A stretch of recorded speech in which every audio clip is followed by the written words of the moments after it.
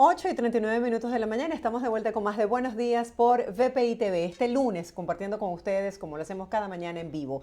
Y en el marco del mes de la lucha contra el cáncer de mama, el día de hoy conversaremos sobre este tema tan importante para nosotras, sobre todo por el tema de la prevención precoz de esta enfermedad con el doctor Víctor Acosta Marín. Él es cirujano mastólogo, especialista en técnicas oncoplásticas. Buenos días, doctor Acosta, bienvenido, gracias por acompañarnos.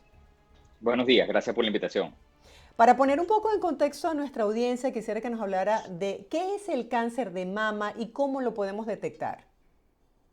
El cáncer de mama, digamos que tradicionalmente lo entendíamos como una enfermedad de la glándula mamaria y hoy en día sabemos que es un conjunto de enfermedades que abarcan un órgano del cuerpo, en este caso la glándula mamaria, pero es una enfermedad heterogénea que se manifiesta de distintas maneras y se comporta de distintas formas en las distintas pacientes.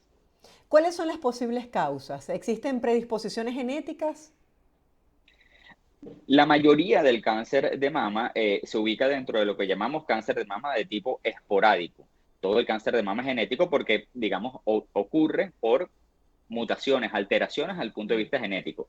La diferencia se establece en aquel cáncer de mama que es esporádico, es decir, que es el que ocupa la mayoría de la población, y aquel que se ubica con patrones de herencia, es decir, cuya probabilidad de padecerse se transmite de generación en generación. De ese estamos hablando que es puntualmente entre un 5-8% quizás.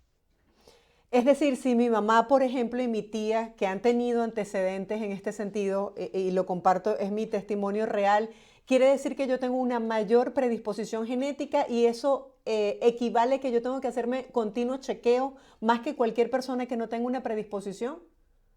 Fíjese que ese comentario es muy interesante e importante. No necesariamente el hecho de que su mamá haya tenido cáncer de mama lo ubica usted en un grupo de alto riesgo. Es algo más complejo de eso. Estamos hablando que tiene que involucrar la cantidad de personas que están, digamos, lo padecieron en su familia.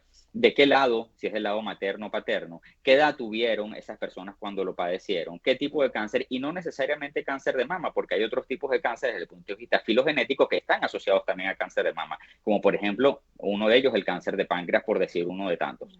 De manera tal que es mucho más complejo que sencillamente mi mamá o mi tía tuvieron cáncer de mama. Por supuesto, si hay, por ejemplo, de un lado de la familia, dos miembros que tuvieron ese tipo de lesión, digamos que es una alarma que nos alerta, que nos dice, vamos a investigar un poco más, pero no necesariamente nos ubica esa etiqueta. Doctor, nosotros solemos tener lo que llaman tejido fibroquístico y eso a veces nos pone en alerta porque cuando nos sentimos que algo no está bien, nos da temor. ¿En qué momento en estas famosas campañas que se llaman Tócate, que uno debe hacerse como el control continuo, debemos decir, hay algo distinto, hay una pelotica? O sea, ¿en qué momento debemos acudir inmediatamente a hacernos una evaluación? Sí, fíjese que se ha desestimado bastante en lo que son las redes y la información en los últimos años el hecho del tócate, ¿no? Por aquello de la necesidad de la mamografía. Yo soy de los que piensa que restar no nos sirve, siempre lo mejor es sumar. Es decir, no es que dejes de tocarte, importante es que te toques, ciertamente, pero lo que es que no dejes de hacerte la mamografía. Toda mujer por encima de 35 años debe hacerse una mamografía y a partir de ahí con una periodicidad anual. La mamografía es el único método de imágenes que ha logrado reducir la mortalidad por cáncer de mama mediante la identificación de lesiones suficientemente pequeñas de manera tal que no repercuta en la vida de esa paciente y en el pronóstico de ella. ¿Cuál es la diferencia entre el eco mamario y la mamografía? Buena pregunta también. Fíjese que ninguno suplanta o sustituye al otro. La mamografía ve ciertas cosas y el ultrasonido ve otras. La mamografía son rayos X y como su nombre lo dice, el ultrasonido son ondas sonoras, son ondas que nos identifican otras tantas cosas. El estudio de pesquisa, el estudio para la paciente asintomática sin síntomas con el cual buscamos identificar lesiones suficientemente pequeñas es la mamografía y el ultrasonido se utiliza para pacientes por encima de 35 años como un estudio complementario, un estudio que debe hacerse guiado bajo las bases de los hallazgos iniciales de la mamografía.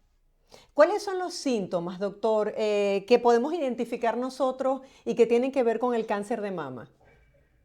Hay signos sobre todo de alarma, más que Ok. síntomas como tales. Llámese un hundimiento en la piel, una retracción del pezón, la alteración de la piel, de la mama como tal, pero son signos una vez más que tienen que ser de alarma. Son signos que, como su nombre lo dice, alertan a la mujer para ir al médico mastólogo, para ir a una unidad de mastología en general, de manera tal que lo ideal es que no lleguemos a tener signos o síntomas, como usted bien lo acaba de decir, sino acudir antes de ellos y por eso es la llamada durante todo este mes, no solamente en ciertas partes del país, sino a nivel global, a elevar la sensibilidad, la concienciación de la mujer sobre la necesidad de acudir a estos centros al menos una vez al año para la realización de la mamografía.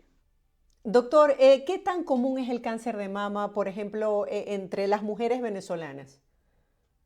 Eso varía de país en país. En la mujer venezolana alrededor del 17, tiene una prevalencia alrededor del 17%. Lo que sí es cierto es que se ubica en las primeras causas e incidencias, es decir, de casos nuevos por cáncer y casos de mortalidad por cáncer en la mujer venezolana. Lamentablemente ocupa esos sitiales. Quisiera que nos hablara un poco, no sé si es un mito, si es una realidad, el hecho de las prótesis mamarias. ¿Esto predispone al cáncer? No, no, definitivamente no. Son muchos los años que tenemos de la realización de este tipo de procedimientos y está demostrado que no aumenta la probabilidad ni el riesgo para cáncer de mama. Hay una entidad que se viene estudiando ya desde hace varios años, que es el linfoma anaplásico de células grandes asociado a implantes, que tiene que ver, como su nombre lo dice inicialmente, un linfoma, que no es una lesión de la mama, es una lesión que está asociada a algunos tipos de implantes, con alguna superficie, digamos, sí, un grupo particular de pacientes y un escenario bien circunscrito que no necesariamente habla de un aumento en el riesgo de cáncer de mama.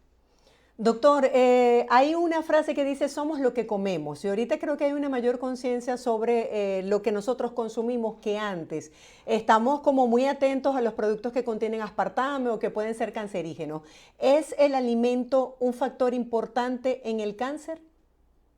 Fíjese que hay algo interesante y es en lugar de ver este mes rosa como el problema que tenemos actualmente en esos sitiales que le mencioné anteriormente, es inclusive preferible verlo en positivo, como a mí me gusta decirlo. Es decir, si nosotros llevamos una vida saludable, una vida, como usted me lo acaba de decir, con ejercicio, consumiendo alimentos o suplementos de vitamina D, una dieta alta en fibra, baja en grasa, eh, todas estas cosas, un consumo bajo en alcohol, podemos disminuir el riesgo de cáncer de mama hasta un 20%. De manera tal que, bien lo acaba de decir, la conciencia no solamente va de la mano de unos estudios de manera precoz para identificación temprana, sino un llamado a una vida sana y eso nos va a ayudar a reducir la probabilidad para padecer cáncer de mama.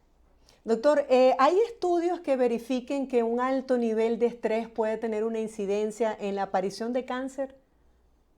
El último estudio que se evaluó en relación al estrés fue un estudio inglés con un número importante de pacientes, más de 100.000 pacientes, donde no se estableció una relación directa entre el estrés y la aparición del cáncer de mama. Pero ciertamente hay algo. ¿Por qué? Porque sabemos que el estrés involucra o digamos deprime lo que es el sistema inmunológico y sabemos que por consecuencia el sistema inmunológico tiene una relación directa y un papel fundamental en lo que es el desarrollo del cáncer. De manera tal que debe haber algo ahí, pero no hemos encontrado un estudio que directamente nos relacione el uno con el otro. Doctor, ¿hay alguna predisposición con respecto a la edad? ¿Una edad en la que se hace más vulnerable la mujer a la aparición de cáncer? No es tanto lo más vulnerable, sino en relación a la estadística. Tenemos en Venezuela un pico de cáncer de mama entre los 45 y los 65 años de edad, eso está establecido. Eso no quiere decir que por fuera de estos rangos no exista. Sabemos también que el cáncer de mama por debajo de los 45 o 40 años cada vez es más común. No llega a ser un problema de salud pública, pero ciertamente cada año es más frecuente. Sabemos que hay como diferentes etapas, ¿no? O estadios del cáncer de mama. ¿Cuáles son los tratamientos o las intervenciones que se realizan una vez que a una persona se le detecta un cáncer de mama? A mí me gusta decir que el tratamiento del cáncer de mama se sustenta en una triada.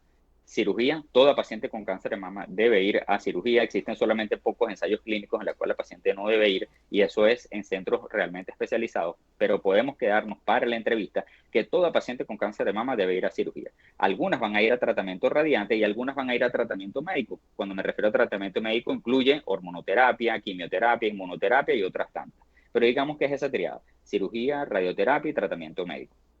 Doctor, la parte emocional, ¿cómo se puede manejar? Muchas personas que tienen enfermedades como el cáncer acuden a la risoterapia, a tratamientos que le permitan tener un bienestar emocional para que sean ellos quienes de alguna manera transiten por la enfermedad con una buena actitud. ¿Esto realmente tiene una incidencia? Es fundamental la manera cómo se aborda la enfermedad. Y como lo dije inicialmente, no solamente que la enfermedad se manifiesta de distintas formas en distintas pacientes, sino que la paciente a su vez lo afronta de manera completamente distinta a cada una de otras. Así que todo ese apoyo, como lo dije inicialmente, yo creo que en este tipo de enfermedad, en este tipo de patología, si restamos no nos hace bien, siempre sumar es lo mejor. De manera tal que toda la ayuda que podamos conseguir desde todos los ámbitos, incluyendo los dije ahorita, risoterapia, la psiconcología, lo que sea, nos va a asistir en positivo para esa paciente, ya que los requerimientos de cada paciente es distinto. Doctor, mucha gente se pregunta si tenemos tantos avances en el mundo de la ciencia y la tecnología, ¿por qué no se ha conseguido una cura definitiva para el cáncer? Y quisiera que nos hablara acerca de esos avances para tratar la enfermedad.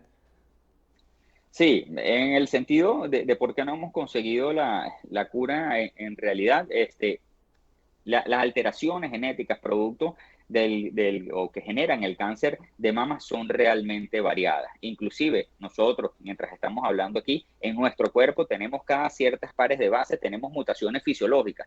Si eso lo llevamos al cabo de unas células enfermas, por supuesto eso se multiplica mucho más.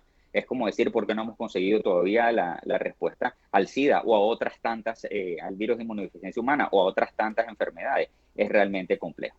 Los avances de los tratamientos van en que antiguamente necesitábamos extirpar la totalidad de la mama para poder a, brindarle a la paciente un abordaje terapéutico. Hoy en día, con la conservación de las mismas mediante la identificación de lesiones pequeñas, también lo podemos hacer. Existen tratamientos en relación a quimioterapia y otros tantos hormonoterapia que, por ejemplo, dándoselo a la paciente antes de operarla, puede reducir suficientemente el tamaño de esa lesión de manera tal que cambiamos esa indicación inicial donde teníamos que extirpar completamente la mama a sencillamente tener que extirpar esa lesión y poder conservar la mama. Hay, por ejemplo, técnicas de cirugía oncoplástica que la mencioné anteriormente, en las cuales antiguamente hacíamos solamente cicatrices en la mama y podían quedar con cierto defecto. Hoy en día tenemos técnicas de cirugía plástica aplicadas a técnicas de cirugía oncológica con las cuales podemos hacer grandes resecciones, generando un resultado estético óptimo. Y desde el Doctor, punto de vista de gracias por acompañarnos radioterapia, el día de hoy y mucho más. compartir con la audiencia toda esta información de interés. De nada, gracias a ustedes por la invitación. Gracias. Estábamos conversando con el doctor Víctor Acosta Marín. Él es cirujano mastólogo, además especialista en técnicas oncoplásticas, hablando el día de hoy sobre la prevención del cáncer de mama. Hacemos una breve pausa. Al regreso, mucho más de Buenos Días por BPI TV.